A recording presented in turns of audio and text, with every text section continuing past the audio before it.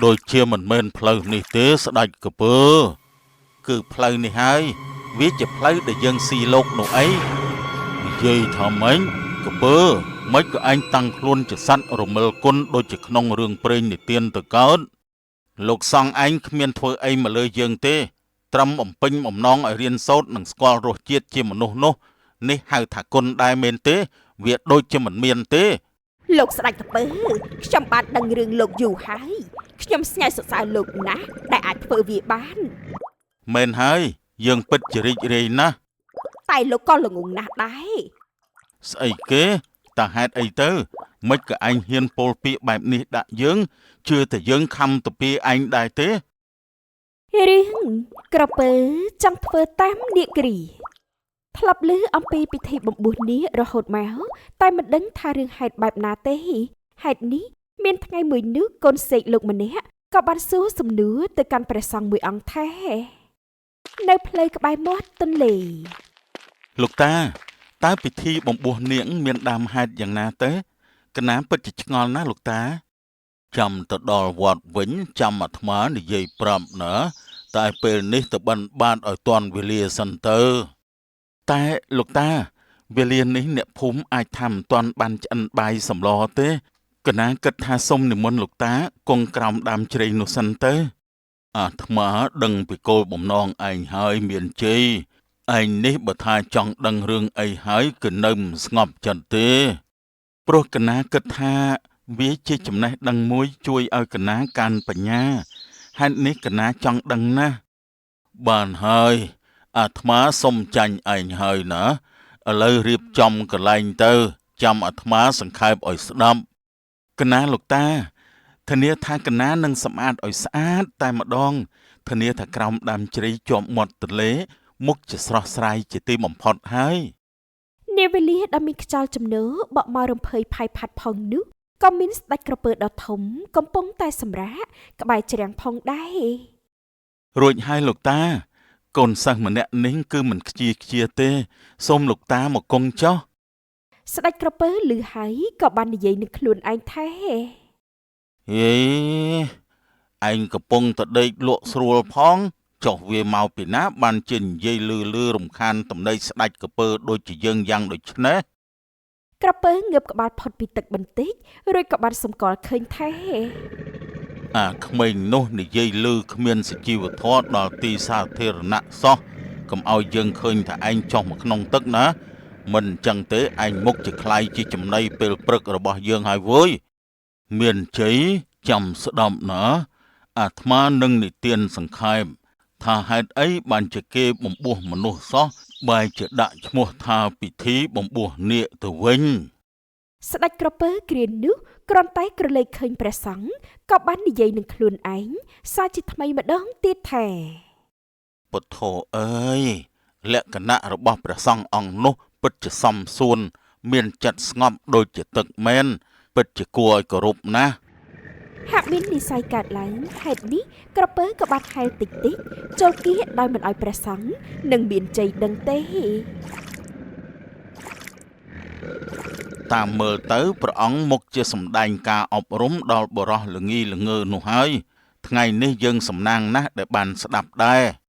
Càng núng, bà sông để bàn mà sông bùa từng ó, cứ chỉ niệm một chạp chiên mên tế lục tá. Bàn chỉ hai bị thi bóng bùa niệm chăng nó. Mình mên tế, ní còn ta chỉ mua bị thi tài bồn nó. Cái này dây lên sao ta lục tá, sông lục tá này tiên mà cho. Không mình bó, rư bó ró để bùa chỉ sống, cứ trời bán hai thai chỉ cồn nịa. Không bị thi bóng bùa nịa, hai môn nâng miên bị thi ní, cả nô miên nịa cờ rích thông na chôl mau. Tai nịa cờ rích nô mà thôi ấy tới lục tá. Nịa cờ rích nô bàn khênh bà sống hai cờ miên chất chìa thla. Nâng bàn cất thả trong khai chia bà sống đôi chia bà sống đo tùy tiên. ព្រះសង្ឃនិទានបណ្ដើបញ្យលបណ្ដើចំណែកក្រពើវិញនោះស្ដាប់យ៉ាងយកចិត្តទុកដាក់ដូចគ្នាមិនងាកទៅណាទេ Tờ nịa cờ rít chẳng khai chia bà xong mên tế, ta vì ai tổ rốt đài tế. Hết thầy trong buộc bến, nịa cờ rít có prai rúp chia mà nô, rốt có xong bùa, ហើយចុងក្រោយនាគករិចពិតជាបានក្លាយជាព្រះសង្ឃពិតមែនលោកតាចុះវេលាយូរទៅព្រះសង្ឃអង្គផ្សេងនោះបានដឹងពីសាវតាពិតនៃនាគករិចដែរទេគឺដឹងហើយកាលពេលវេលានោះនាគករិចជាសត្វដេរិឆានពុំអាចបួសបានទេហេតុនេះទើបត្រូវសឹកវិញភ្លាមលោកតាតើនាគករិចព្រមសឹកវិញទេគឺព្រមទាំងអាល័យពេកណាស់ហើយក៏ដោយសារតែការអាល័យពេកនាគករិចក៏សុំរឿងមួយមុននឹងត្រូវលាចាកសិក្ខាបទផងដែរតែជារឿងអីទៅលោកតាគឺសុំថាបើមានពិធីបំបួសបរោះជាសង្ឃសុំឲ្យភ្ជាប់និស្ស័យដោយដាក់ឈ្មោះពិធីនោះថាពិធីបំបួសនាគនោះឯងអូតាមពិតគឺមានដើមហេតុអញ្ចឹងសោះដូច្នេះហើយក៏មានពិធីបំបួសនាគតរៀងមកតែម្ដងមែនហើយបានហើយនិទានចប់ហើយមានជ័យកណាយល់ឲ្យលោកតាអរគុណលោកតាណាស់ហើយពេលនេះផងដែរសូមនិមន្តលោកតាទៅក្នុងភូមិតែម្ដងរីឯក្រពើវិញទៀតសោតលើរឿងដំណើរនេះហើយក៏មានគំនិតគិតចេញមកភ្លាមផងដែរថែយើងពិតជាចង់បួសជាព្រះសង្ឃដូចជានាគករិចណាស់តែថាបើមានឱកាសហើយយើងមិនឲ្យអ្នកណាដឹងថាយើងជាក្រពើដូចជានាគករិចទេស្ដេចក្រពើពិតជាចង់បួសជាព្រះសង្ឃដូចនាគករិចណាស់ហេតុនេះស្ដេចក្រពើក៏ប្រែក្រឡាជាមនុស្សឡើងមកតែម្ដងសមណាស់យើងមានរូបរាងជាមនុស្សហើយយើងពិតជាជ្រះថ្លាណាស់ពេលនេះគិតទៅសុំបួសជាព្រះសង្ឃសិនដោយសេចក្តីគោរពនិងជ្រះថ្លាផងនោះបរិះក្រពើមិនចាំយូរទេដូច្នេះគាត់បានរត់ទៅតាមព្រះសង្ឃនិងមានជ័យរហូតដល់ក្នុងភូមិ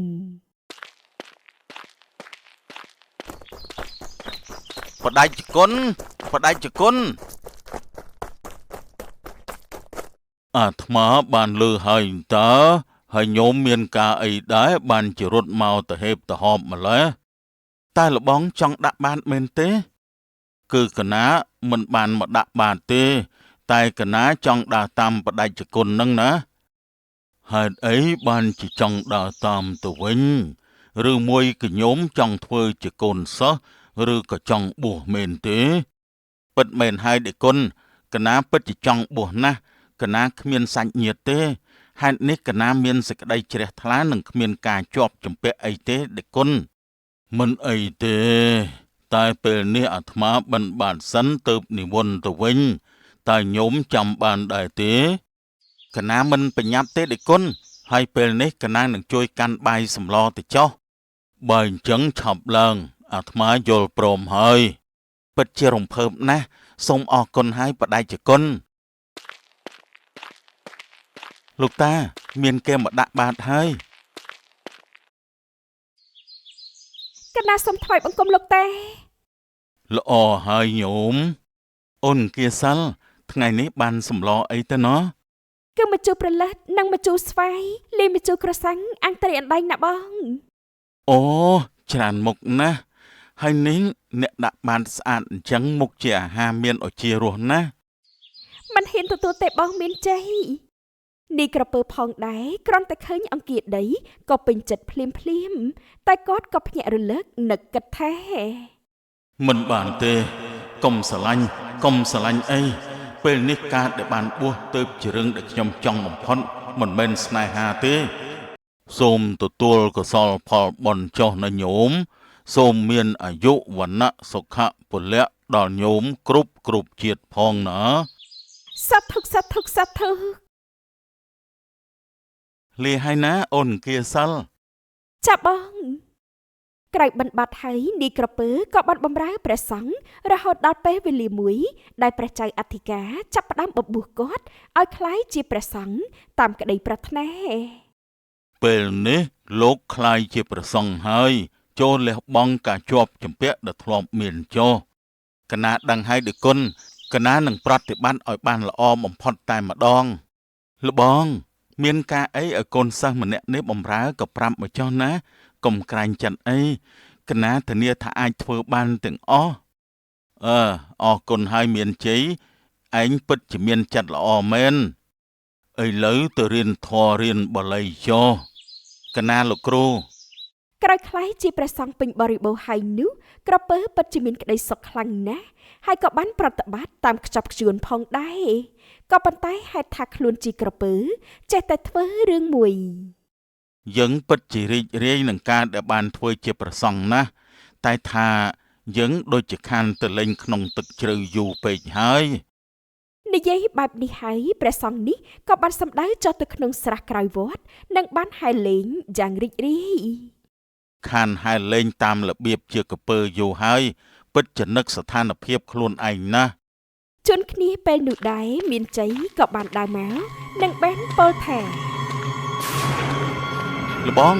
នេះលបងកំពុងតែចោះបេះឈូកមែនទេលបងឡើងមកស្រះនេះជាស្រះបុរាណជ្រៅណាស់វាអាចធ្វើឲ្យលបងលងបានណាអូណែគឺថានឹងហើយមានជ័យអាត្មាមកបេះឈូកមែនហើយតែអាត្មាអាចហែលទឹកបានមិនអីទេណាលបងឲ្យកណាចោះបេះក៏បានដែរតែថាកណាពិតជាសរសើរលបងណាស់លបងប្រកែហែលទឹកមែនទែនមានន័យថាមានជ័យឯងមិនចេះហែលទឹកទេមែនទេមែនហើយកណាអត់ចេះហែលទឹកទេម្យ៉ាងស្រះនោះវាជ្រៅណាស់និយាយអញ្ចឹងលបងកណាទៅដាំទឹកឲ្យលោកតាសិននឹងហើយទៅចុះចំណែកអាត្មាសុំហែលបន្តិចសិនណា មានជ័យរៀបតែនឹងដើរចេញបានបន្តិចតែគាត់ភ្លាមនោះក៏បានសង្កល់ឃើញថាដូចជាមានក្រពើធំណាស់ ក្រពើធំណាស់ហ៎ឯណាក្រពើនោះហេដូចជាគ្មានផងមានជ័យឯងច្រឡំហើយ មានជ័យញីភ្នែកបន្តិចស្រាប់តែពិតជាគ្មានក្រពើមែនហើយតែមុននេះគាត់ពិតជាច្បាស់ពេកណាស់ហេតុនេះគាត់ក៏បាននិយាយថា ចម្លែកណាស់មុននេះខ្ញុំឃើញថាលបងប្រែជាក្រពើច្បាស់ណាស់តិចលោរឿងនេះដូចទៅនឹងរឿងនាគករិចចង់បួសទេដឹងមិនអាចទេខ្ញុំគិតច្រើនពេកហើយ មានជ័យបំភ្លេចរឿងនេះហើយក៏ទៅដាំទឹកជូនលោកតាចំណែកព្រះសង្ឃក្រពើក៏បាននិមន្តទៅកន្លែងមួយបន្តទៀតនៅជាប់មាត់ទន្លេ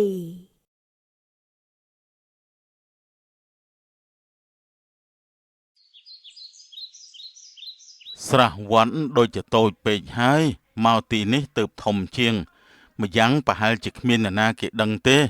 យើងគួរតែប្រែកាឡាជាក្រពើសិន ពលហើយព្រះសង្ឃក៏ប្រែរូបជាក្រពើវិញឬក៏បានហែលលេងនឹងទៅឆ្ងាយឡើងយ៉ាងក្តីរីករាយ ពិតជារីករាយណាស់ខានធ្វើខ្លួនឯងបែបនេះយូរមកហើយ គ្រានោះដែរក្តាមដុតធំមួយក្បាលក៏បានហែលមកខ្វាយនិងបាននិយាយមកកាន់ក្រពើថាលោកស្ដេចក្រពើខ្ញុំបានដឹងរឿងលោកយូរហើយខ្ញុំស្ញើសរសើរលោកណាស់ដែលអាចធ្វើវាបាន មែនហើយយើងពិតជារីករាយណាស់ តែលោកក៏ល្ងងណាស់ដែរ ស្អីគេតើហេតុអីទៅមិនក៏ឯងហ៊ានពោលពាក្យបែបនេះដាក់យើងជឿតែយើងខំទៅពីឯងដែរទេ សូមកុំតន់ខឹងតែខ្ញុំចង់និយាយថាលោកជាស្ដេចក្រពើតែបែរជាបំរើព្រះចៅអធិការទៅវិញក្រែងមនុស្សគឺជាចំណៃលោកមែនទេ និយាយឲ្យចំមកកុំក្បោក្បាច់ពេក ខ្ញុំកំពុងតែនិយាយហើយលោកពិតជាល្ងងណាស់បានខ្លាចជាមនុស្សនៅក្បែរមនុស្សទៅហើយបែរជាមិនចាប់ឆេះទៅកាស់ ហើយវាយ៉ាងម៉េច ម្យ៉ាងទៀតលោកបែរជាបំរើក្រុមព្រះសង្ឃនិងដើរសុំទានគេទៅវិញគួរឲ្យខ្មាស់គេណាស់ខណៈដែលខ្លួនធ្លាប់ជាអ្នកខ្លាំងពូកែនោះក្រពើហេតុថាជាសត្វគ្មានការពិចារណាស្រាប់តែក្តាមនិយាយបែបនេះហើយវាក៏បានយល់ថាក្តាមដូចជាកំពុងនិយាយត្រូវដែរខ្ញុំលីហើយណាស់បើលោកគិតថាសប្បាយក៏បន្តធ្វើល្ងងទៀតចោះក្តាមក្រុងនិយាយហើយក៏បានហែលចេញទៅឆ្ងាយចំណែកក្រពើវិញនោះក៏បាននិយាយថា មែនហើយតើអញភ្លេចកំណើតជាតិជាក្រពើហើយមែនទេអត់ទេក្តាមនិយាយត្រូវណាស់តែថា ក្រពើក៏សប្បាយមិនតន់អស់ចិត្តទេហេតុនេះវាក៏បានហែលមកលើគោកវិញនិងបានប្រែរូបជាព្រះសង្ឃជាថ្មីគ្រាន់តែម្ដងនេះមានជ័យក៏បានឃើញផងដែរ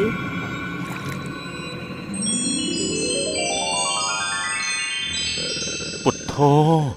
តាមពិតជាដូចរឿងនាគរាជចង់បួសមែន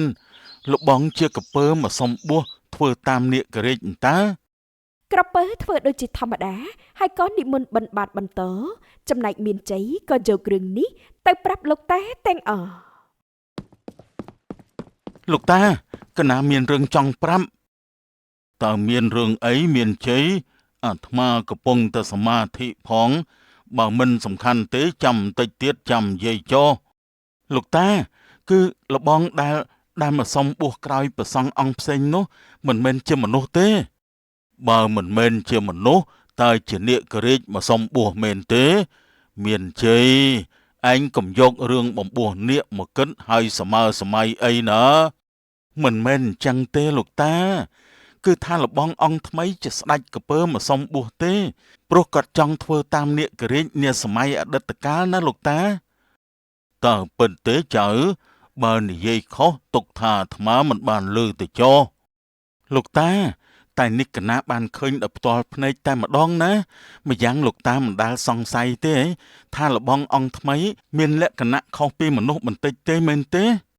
លើសំណួរមានចៃមួយនេះហើយព្រះសង្ឃក៏បានសេចក្ដីគិតមួយភ្លេតហើយក៏បានយល់ថាព្រះសង្ឃអង្គថ្មីពិតជាចម្លែកមែនហើយ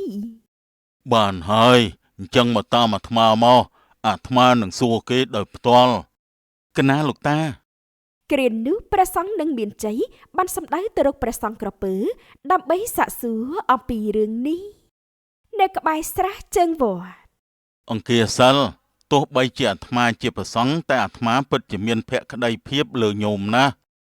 សូមព្រះតេជគុណកំពល់បែបនេះមិនសមទេទីមួយខុសវិន័យសង្ឃទីពីរខុសក្រមសីលធម៌និងមានបាបកម្មផងទៀតអាត្មាដឹងតើតែអាត្មានឹងសឹកដើម្បីញោមអត់ទេកណាមិនអាចជួយព្រះតេជគុណទេបើអញ្ចឹងអាត្មានឹងចាប់បង្ខំញោមនៅទីនេះកុំអីណែមិនសមទេសុំកុំចូលមកអីកុំចូលមកណែមិនអញ្ចឹងកណានឹងស្រែកហើយព្រះសង្ឃក្រពើរៀបតែបង្ខំអង្គាសិលទៅហើយតែខណៈនោះព្រះសង្ឃនឹងមានជ័យក៏បានមកដល់ល្មមខុសហើយមិនគួរណាធ្វើអញ្ចឹងទេនេះជាទង្វើខុសខ្លាំងពេកណាស់ខណៈពេលដែលខ្លួនជាសង្ឃតែបែរជាមានស្នេហានឹងស្រីកមុំទៅវិញបានជានិគុណមកដល់ហើយគឺពិតជាល្អណាស់កណាសុំសឹកពេលនេះតែម្ដងទៅបានទេលោកគ្រូបានតើអាត្មាសុំសួរសិនតើលោកជាកពើមែនទេ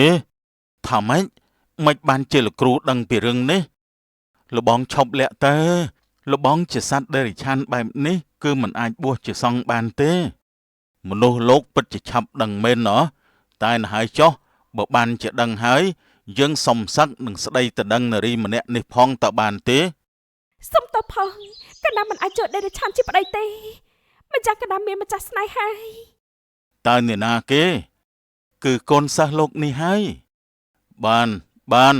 អាត្មាសុំចាញ់ពួកមនុស្សហើយតែថាលោកគ្រូកណាសុំរឿងមួយបានទេ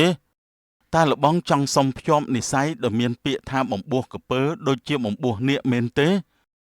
អត់ទេអាត្មាមិនហ៊ានទេតែអាត្មាចង់ធ្វើជាកពើចម្លងលោកគ្រូទៅបិណ្ឌបាតនាត្រៃម្ខាងនោះតើបានដែរទេបានអាត្មាយល់ព្រមខ្ញុំកណាសូមអរព្រគុណណាស់ចាប់តាំងពីពេលនោះមកក្រពើក៏លែងបានបួសហើយក៏ចម្លងព្រះសង្ឃដែលឲ្យគង់នៅលើខ្នងគ្រប់ពេលមួយខែក្រោយមកនៅជាប់មាត់ជ្រាំងដល់វេលាបិណ្ឌបាតហើយតោះកពើពួកយើងឆាប់ទៅអាត្មារួចរាល់អស់ហើយម្ដងនេះក្រពើបានគិតជាស្រេចនិងបាននិយាយថា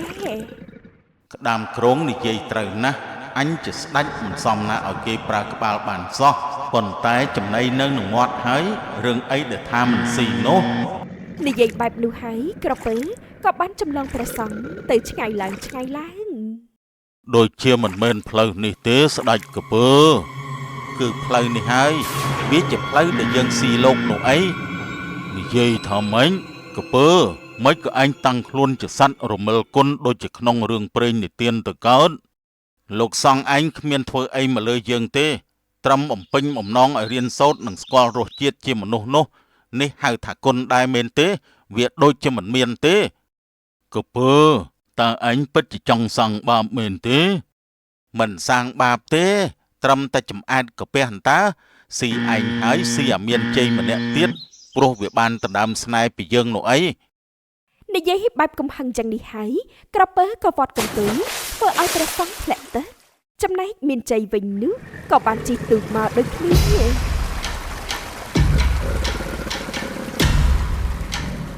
ឈប់សិនអាកពើវិញបឹងយើងដឹងពីសារជាតិឯងណាស់យើងមិនដែលទុកចិត្តឯងទេនេះណែអូយឃើញថាក្រពើកំពុងរងរបួសហើយនោះមានជ័យក៏បានជួយលោកតាឡើងលើទូករបស់គាត់រហូតបានសម្រាស្អីគេអូយឈឺណាស់មានន័យថាឯងតាមយើងរហូតមែនទេមែនហើយរាល់លើកដែលឯងសុំចម្លងលោកតាយើងតែងតែនៅក្បែរនេះទេអ្នកណាទៅទុកចិត្តកពើដែលជាសัตว์ល្មិលគុណនោះចុះបើមិនទុកចិត្តហេតុអីក៏ជិះលើខ្នងយើងធ្វើអីមែនហើយរាល់លើកដែលឯងសុំចម្លងលោកតាយើងតែងតែនៅក្បែរនេះទេអ្នកណាទៅទុកចិត្តកពើដែលជាសัตว์ល្មិលគុណនោះចុះបើមិនទុកចិត្តហេតុអីក៏ជិះលើខ្នងយើងធ្វើអីអាត្មាចង់ឲ្យញោមមានការភ្ញាក់រលឹកនិងមានបុណ្យកុសលកើតចេញពីការជ្រះថ្លាយើងគ្មានគិតពីរឿងជ្រះថ្លាអីទេដែលសំខាន់គឺយើងចង់ឆៃចំអែតកាពះផងចង់សងសឹកផងកុំស្មានថាយើងត្រូវមួយព្រួញហើយសម្រាប់ពួកឯងមិនបាននោះឯងស្មានខុសហើយលោកគ្រូកណាសុំហើយងាប់ទៅនេះណែទទួលទៅមានជ័យពិតជាពូកែណាស់បករួមនឹងព្រួញដល់មុតស្រួយទៀតគាត់អាចសម្លាប់ក្រពើបានយ៉ាងងាយអូយឯងសាហាវណាស់អូយសម្មាសម្ពុទ្ធោបាបកម្មមែនសូមវិញ្ញាណស្ដេចកពើទៅកើតជាតិថ្មីដែលបានសុខចុះអស់អីហើយលោកតាពេលនេះកណាជូនលោកតាត្រឡប់ទៅវិញចេះដឹងគុណគឺជាគុណធម៌ដ៏ប្រពៃរស់នៅមានតម្លៃជីវិតសុខសាន្តតែបើរមិលគុណមាននេះបំពៀនគេវិញនោះជីវិតនឹងឈានបរាជ័យហោងអើយយល់ដល់ត្រង់ជាប្រនាងយើងមិនថៃត្រង់នោះទេតែត្រង់ត្រូវយកយើងជាស្វាមីផងទៅបានតែខ្លះមិនដាក់សំណើនេះបានទេអូយខ្ញុំដូចជាខ្មាស់ជើងចាស់ខាងនិទានរឿងដល់ហើយពូទៅភ័យធ្វើអីពូមិនខានការរកស៊ីរបស់ក្មួយទេរឿងបរោះពូកែនិទានរឿងកាលពីព្រេងនេះមិត្តបរោះម្នាក់គឺជាអ្នកប្រកបរបស់និទានរឿងជូនមនុស្សគ្រប់គ្នាស្ដាប់ដើម្បីបានប្រាក់បរោះនោះមានក្តីប្រាថ្នាមួយតែជាអកុសលគាត់មិនអាចបំពេញវាបានទេនៅផ្ទះពូណា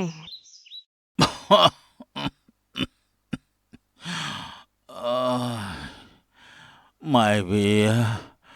មើលទៅខ្ញុំមិនអាចរស់បានទៀតទេខ្ញុំថប់ទ្រូងណាស់ជំងឺពុកវារើឡើងទៀតហើយមែនទេពុកវាសម្រាប់សិនទៅណាកុំនិយាយទៀតអីខ្ញុំយកទឹកឲ្យហូបមែនហើយលបងសម្រាប់សិនទៅឲ្យតែព្យាយាមគង់តិចទេលបងរឹងមាំឡើងណាបើមិនរឹងមាំទេប្រយ័ត្នខ្ញុំទៅដើមការងារជាអ្នកនិទានរឿងអស់ណាអត់ទេខ្ញុំទ្រាំលេងបានហើយខ្ញុំចិត្តស្លាប់ហើយម៉ែវាខ្ញុំត្រូវតែនិយាយនៅក្នុងពេលនេះតើពុកវាចង់និយាយអីសម្រាប់ទៅណាម៉ែវាខ្ញុំមានក្តីប្រាថ្នាមួយម៉ែវាកុំភ្លេចបំពេញឲ្យខ្ញុំផងណាសន្យាមកតើវាជាអ្វីទៅពុកវាម៉ែវា ខ្ញុំចង់ខ្លាយជាអ្នកនិទានល្អម្នាក់ថ្វាយព្រះកូនណាតែមកពីជំងឺទើបខ្ញុំមិនអាចធ្វើវាបានម៉ែវាឯងសន្យាមកថាឲ្យកូនយើងបំពេញរឿងនេះជំនួសខ្ញុំផងតើបានទេ ចាពុកវាឥឡូវពុកវាឯងសម្រាប់សិនទៅកុំនិយាយអី ម៉ែវា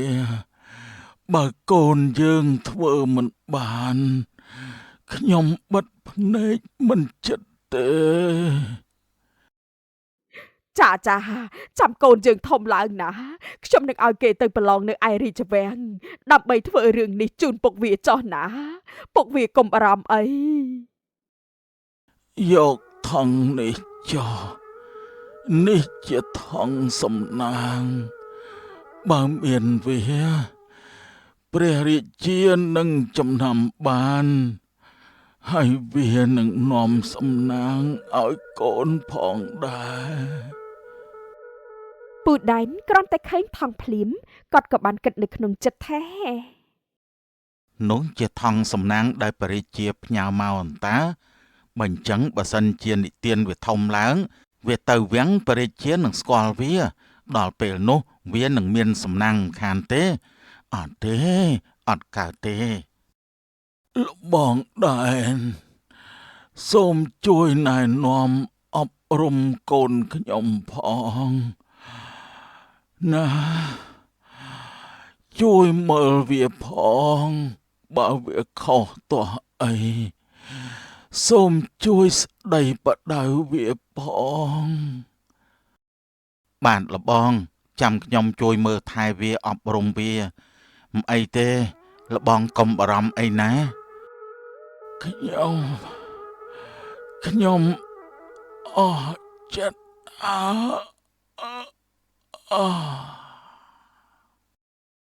ពេលផ្ដាំផ្ញើចប់ហើយនោះពូណាតក៏បានលាចាក់លើក្នុងគ្រានោះទៅពុកវា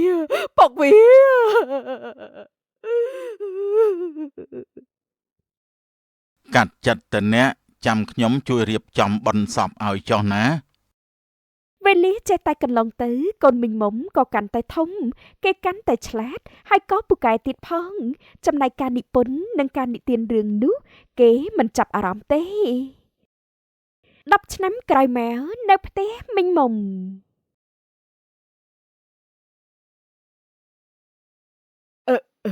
កូននិទានកូនធ្វើអីហ្នឹងកំពុងតែនិពន្ធរឿងមែនទេអត់ទេម៉ែខ្ញុំកំពុងតែអានក្បួនខ្នាតដែលខ្ចីពីលោកឪនៅវត្តអន្តាម៉ែស្មានថាកូនតែងនិពន្ធតើកូនប្រុសកូនធំហើយម៉ែចង់ឲ្យកូនធ្វើតាមបណ្ដាំពុកកូនណាតាម៉ែកូនដូចជាមិនស្រឡាញ់ការងារនោះសោះម៉ែម្យ៉ាងការនិពន្ធវាពិបាកណាស់កូនគ្មានគំនិតសម័យទេណែប្រាប់មូលហេតុមកហេតុព្រោះអ្វីដែរនោះព្រោះត្រូវអង្គុយសរសេរសាច់រឿងត្រូវទៅនិទានឲ្យអ្នកភូមិនៅទីប្រជុំជនស្ដាប់ហើយមិនប្រកាសថាបានប្រាក់ដូចជាពុកទៀតទេណាម៉ែឪពុកកូនពូកែណាស់និទាននៅឯផ្សារបានប្រាក់ក៏គួរសមទៀតម្យ៉ាងគំនិតអប់រំក្នុងរឿងក៏ជួយអ្នកស្ដាប់ឲ្យកើនបញ្ញាកើនសិលធម៌សុជីវធម៌និងគុណធម៌ផងទៀតណាកូនតែចំណូលចាត់កូនមិនមែនការនិទានរឿងទេម៉ែស្ដាប់ណាធ្វើតាមពុកកូនទៅពុកកូនលាទៅដោយស្ងប់ចិត្តម្យ៉ាងទៀតនោះទោះបីថាมันបានប្រាក់ច្រើនតែជួយគំនិតអប់រំបានច្រើនណាស់បានម៉ែបើអញ្ចឹងកូននឹងខំរៀនហើយក៏ខំនិពន្ធសាច់រឿងនឹងធ្វើតាមពុកចុះល្អណាស់ខំឡើងណាកូនចាំកូនបានប្រកែហើយនោះចាំម៉ែរៀបចំឲ្យកូនបានចូលវាំងផងដែរណាកូនបានម៉ែចាប់តាំងពីពេលនោះមកនិទានក៏បានចាប់ផ្ដើមសាក់លបងធ្វើតាមបណ្ដាំរបស់ឪពុកគាត់តែងតែកាត់តែងតែស្រមើស្រមៃគ្រប់ពេលតែថាគ្រប់យ៉ាងដូចជាមិនស្រួលនោះឡើយនៅក្រោមម្លប់ឈើដូចជាពិបាកណាស់គ្មានគំនិតសោះបើបែបនោះអាចនិពន្ធសាច់រឿងដោយរបៀបណាទៅណោះ និទានមើលចោះមើលឡើងសម្លឹងគ្រប់ទីទិសគ្រប់សត្វរុក្ខជាតិទាំងអស់លឺមួយសន្ទុះក្រោយមកគាត់ក៏បាននឹកឃើញថា ត្រូវហើយនឹកឃើញហើយគឺនិទានអំពីសត្វអំពីមនុស្សដូច្នេះឲ្យតែយើងបង្កើតសាច់រឿងដែលមានគំនិតអប់រំគឺបានហើយ ស្រាប់តែមានអារម្មណ៍ល្អហើយក៏ស្រាប់តែមានគំនិតកើតឡើងហើយពេលនោះមកនិទានក៏បានចាប់ផ្ដើមមានរឿងនិទានឲ្យគេស្ដាប់ផងដែរនៅក្នុងផ្សារ បងប្អូនសូមអញ្ជើញចូលមកព្រឹកនេះខ្ញុំមានរឿងច្រើនណាស់ចង់និទានឲ្យបងប្អូនស្ដាប់រឿងពិតក៏មានរឿងនិទានក៏មានដែរ លើការពពាយនាយមួយនេះហើយមនុស្សជាច្រើនក៏បានចូលមក អូនេះគឺនិទានកូនលបងណានអន្តើពិតជាស្លឹកឈើជ្រុះមិនឆ្ងាយពីគល់មែនណោះគឺថាឪឆ្លាតកូនឆ្លាតមកនិទាន 3-4 រឿងមកក្មួយ មែនហើយខានមកអង្គុយស្ដាប់រឿងនិទានយូរហើយណែក្មួយនិទានណានិទានរឿងមកឆាប់ឡើងវេលានោះពូដែនក៏សម្គាល់បានឃើញនឹងបាននិយាយថា មិនអាចទេអានិទានមិនក៏មកបន្តការងារពីឪពុកវាធ្វើអីបើបែបនោះវាមុខជាមានអនាគតនឹងសពតិពីបរិជានាថ្ងៃណាមួយមិនខានទេ ផាសូតកូនរបស់ពូដែនក៏បានដើរមក បងហើយឈរផ្លឹកធ្វើអីហ្នឹងពុកក៏ចង់ស្ដាប់អានិទានវេនិទានរឿងដែរមែនពុកឲ្យឯងរៀននិពន្ធរៀននិទានលើកដាក់សម្លេងយូរហើយតើពេលណាទើបអាចនិទានបាននោះ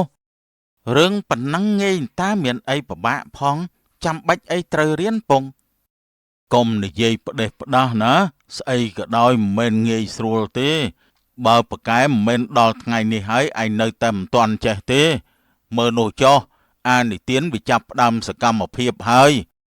ចាំស្អែកទៅពុកខ្ញុំនឹងបញ្ចេញសមត្ថភាពឲ្យពុកមើលពុកទុកចិត្តលើខ្ញុំចុះ ពូដែនមិននិយាយអ្វីបន្តទេគាត់បានដើរចេញនិងបានសម្ដៅទៅរកនិទានដែលកំពុងតែនិទានរឿងនោះផងដែរ ពងតើពុកជាអ្នកគ្រប់គ្រងអានិទានពីអង្ការអញ្ចេះហ្នឹងពងកុំតែស្ដាប់វាអីបងប្អូនតាមធម្មតាមុននឹងនិទានគឺត្រូវតែដឹងហើយចាំពូដាក់ប្រាក់តែពូមិនដាក់ច្រើនទេណា អើយមិញក៏ដូចគ្នាដែរឥឡូវមិញដាក់ប្រាក់តែប៉ុណ្ណេះសិនចោះបើក្មួយនិទានសាច់រឿងបានល្អដូចជាលោកបងណាតមិញនឹងថែមប្រាក់ឲ្យចោះ បាទពូមីងអញ្ចឹងខ្ញុំនិទានហើយណាឈប់សិនពូក៏ចង់ស្ដាប់ដែរតើពូក៏ចង់ស្ដាប់ដែរមែនទេអូយខ្ញុំដូចជាខ្មាស់ជើងចាស់ខាងនិទានរឿងដល់ហើយពូទៅភ័យធ្វើអីពូមិនរំខានការរកស៊ីរបស់ក្មួយទេដែលពូមកនេះក៏ព្រោះតែពូចង់ដឹងថាតើកូនលបងណាតពូកែដូចជាគាត់ឬក៏អត់មែនក៏អីពងកូនស្ដាប់មិនច្រឡំទេមែនទេ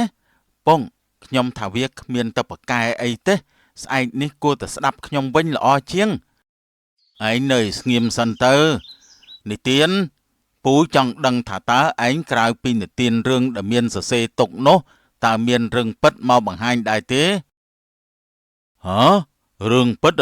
អូល្អអន្តើបើមានក៏ជារសជាតិបន្ថែមដែរហើយក៏ជាព័ត៌មានថែមទៀតផងណាពូខ្ញុំនិទានរឿងជារឿងប្រឌិតមានគំនិតអប់រំមិនមែនជារឿងពិតទេរឿងពិតមិនមែនជាតួនាទីរបស់ខ្ញុំទេបើអញ្ចឹងមានន័យថាឯងមិនចេះហើយត្រឹមរឿងនិទានដែលប្រឌិតវាមិនគ្រប់គ្រាន់ទេតែត្រូវមានរឿងពិតផងដែរទើបល្អណាតាមពិតគឺពូចង់ឲ្យខ្ញុំពិបាកអន្តើ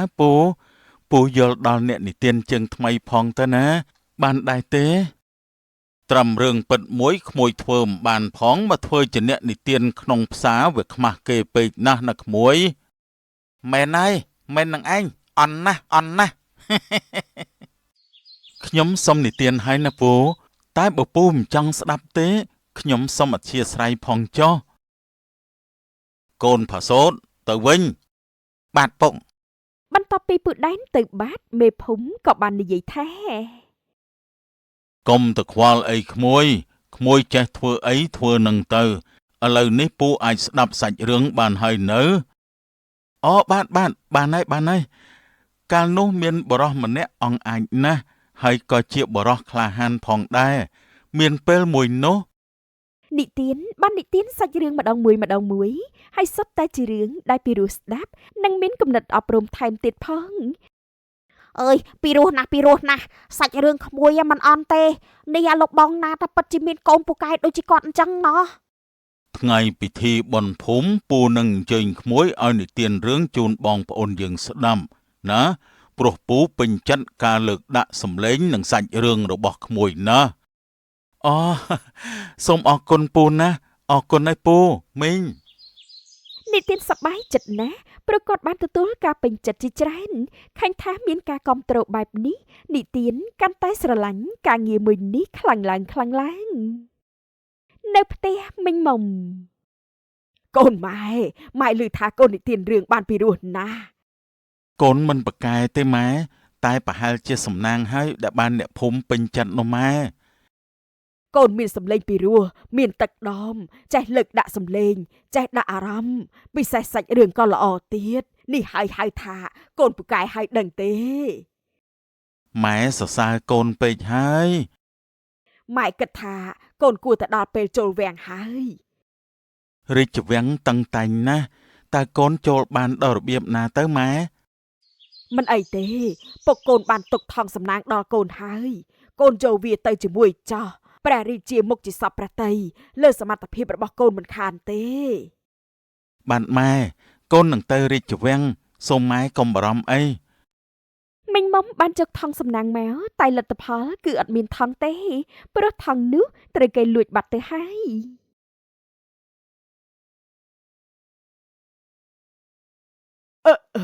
ចម្លែកណាស់ថងសំណាងបាត់ហើយមិនអីទេម៉ែបើគ្មានថងសំណាងក៏មិនអីដែរខ្ញុំនឹងប្រឹងឲ្យអស់ពីសមត្ថភាពបើមានសមត្ថភាពកូនជឿថាមុខជាមានសំណាងបានហើយម៉ែនេះចំមែនរបស់មួយចុងក្រោយដែលពុកកូនទុកឲ្យក៏ទុកមិនប្រយ័ត្នដែរបែរជាបដ ாய் ឲ្យបាត់ទៅកើតអើយចំមែនមិនអីទេម៉ែស្អែកខាន់ស្អែកកូនទៅរាជធានីចោះណាហើយត្រូវខ្លាចជាអ្នកនិទានប្រចាំរាជវាំងឲ្យបានណាឮដែរទេកូនបានម៉ែកូននឹងព្យាយាមថ្ងៃមួយនោះនិទានបានធ្វើតាមបណ្ដាំរបស់ឪពុករួចក៏បានចាក់ចេញពីផ្ទះដោយធ្វើដំណើរទៅព្រះបរមរាជវាំងលុះហត់ពេកគាត់ក៏បានសម្រាកនៅកន្លែងមួយនៅក្នុងព្រៃ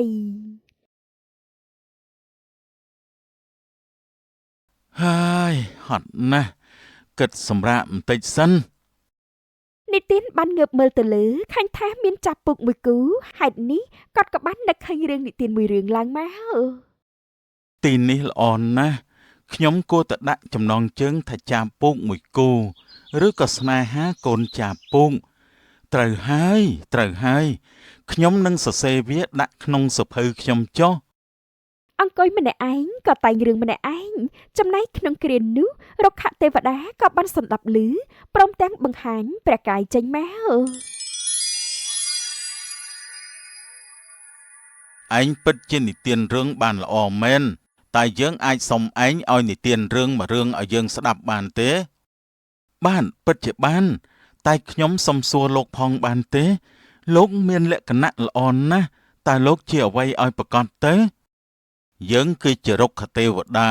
យើងជាអ្នកមានបុណ្យថែរក្សានៅទីនេះអូគឺអញ្ចឹងសោះទូលបង្គំខ្វះការគួរសមហើយក្រាបទូលមិនអីទេឥឡូវឯងអាចនិទានរឿងឲ្យយើងស្ដាប់ម្ដងទៀតបានទេពិតជាបាននេះជាកិត្តិយសណាស់ក្រាបទូលរឿងនោះក៏មានចំណងជើងថារុក្ខទេវតាជាទីគោរពនិទានបាននិទានរឿងពីដើមដល់ចប់ធ្វើឲ្យរុក្ខទេវតាកាត់ក្តីរំភើបជាពន់ពេកលុះនិទានចប់ហើយនោះរុក្ខទេវតាក៏មានបន្ទូលថាពិតជាមានគំនិតអប់រំណាស់ហើយអ្នកនិទានក៏និទានបានពីរោះទៅទៀតតើឯងចង់បានអីជាការតបស្នងទេអូអត់ទេក្រាបទូលព្រោះតែហេតុអីទៅព្រោះទូលបង្គំបាននិទានរឿងថ្វាយទ្រង់នេះជាកិត្តិយសដ៏ធំធេងណាស់ទៅហើយក្រាបទូលឯងទៅចុះឲ្យតែមានភាពស្មោះត្រង់អ្វីដែលឯងចង់បាននឹងបានសម្រេចជាមិនខានទេ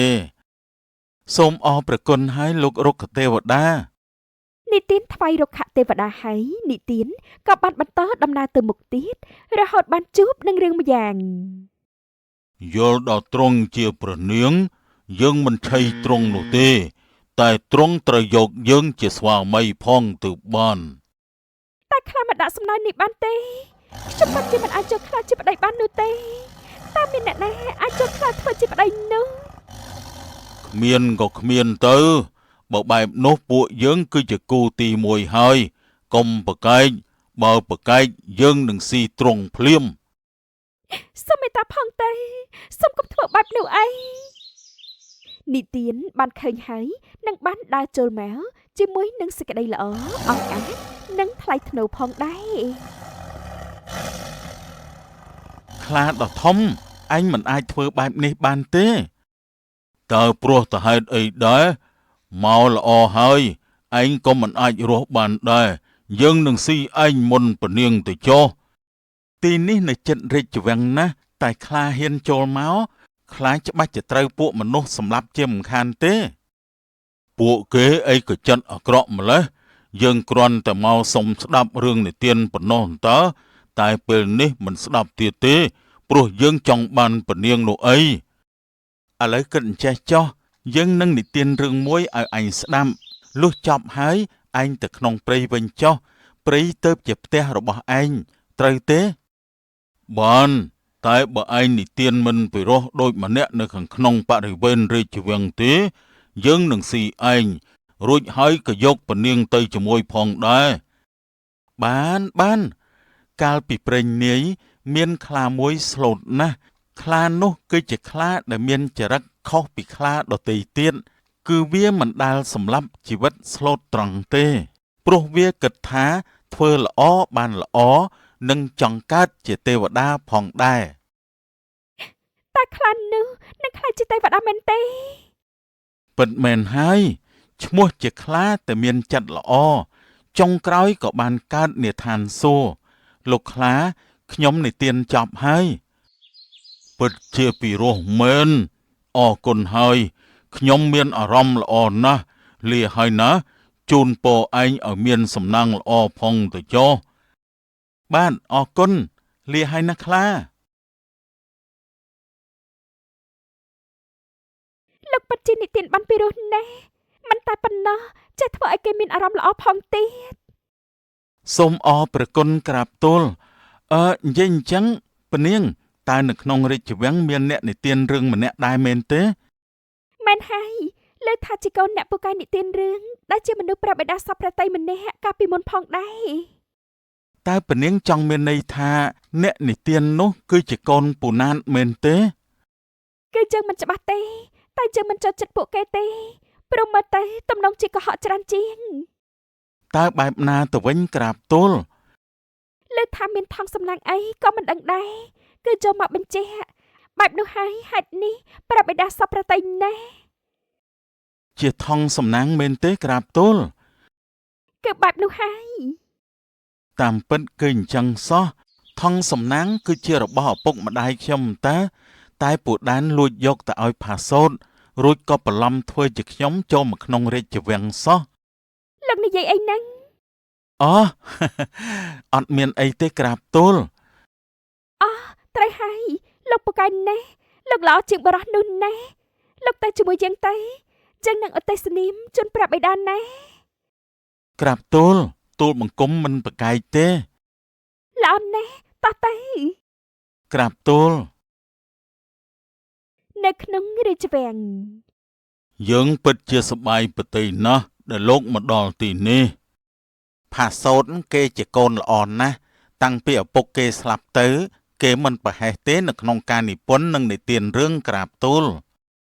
កាលនោះបានពួកដានជួយទូបង្គំបើគ្មានគាត់ជួយណែនាំទេទូបង្គំក៏មិនអាចក្លាយជាអ្នកនិទានដ៏ពិរោះនិងពូកែខាងតែងបែបនេះដែរក្រាបទូលពួកឯងពិតជាពូកែណាស់ដូច្នេះយើងនឹងប្រទានរង្វាន់ដល់ពួកឯងចុះមិនតាន់បានប្រទានរង្វាន់ទេព្រះនាងក៏បានជាងមកដល់ល្មមអត់ទេព្រះបិតាបើចង់ប្រទានរង្វាន់នោះ ត្រូវមានការប្រកួតមួយទៅបាន និទានអូ លោកពូទុកចិត្តចុះទោះខ្ញុំដឹងថាពូបន្លំយកថងសំណាងមកក៏ខ្ញុំមិនលាតទៅដឹងការកុហករបស់ពូដែរតើមានការអីមែនទេបុត្រី បាត់បានដឹងថាបរិះនេះមានទេពកោសល្យណាស់បើតាមការវិនិច្ឆ័យរបស់ខ្ញុំម្ចាស់គេសមនឹងទទួលបានរង្វាន់ច្រើនជាងណាព្រះពៅ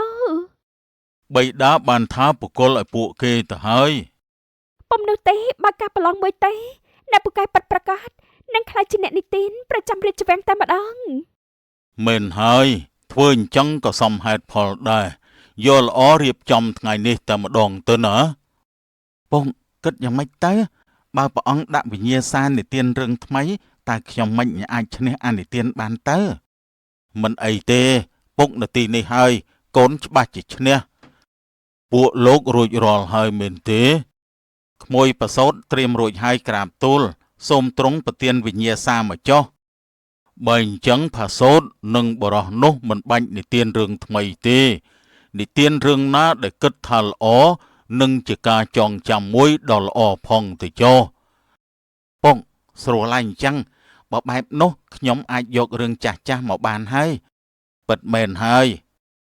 ថ្ងៃនោះផាសូតរំភើបណាស់ហេតុនេះគាត់និទានរឿងមួយដែលមានចំណងជើងថាបរោះស្លៀកខោរហែក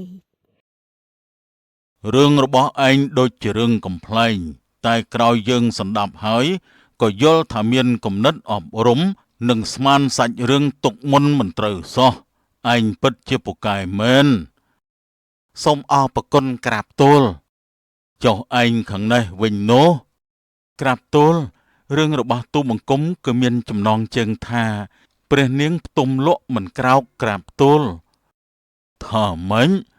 រឿងនេះដូចជាធ្លាប់មិនអីទេឯងនិទានមកចុះក្រាបទូល និទានបាននិទានម្ដងបន្តិចធ្វើឲ្យព្រះរាជាកាន់តែសម្គាល់ដឹងថារឿងនោះជារឿងដែលទ្រង់ធ្លាប់សន្តាប់ពីមុន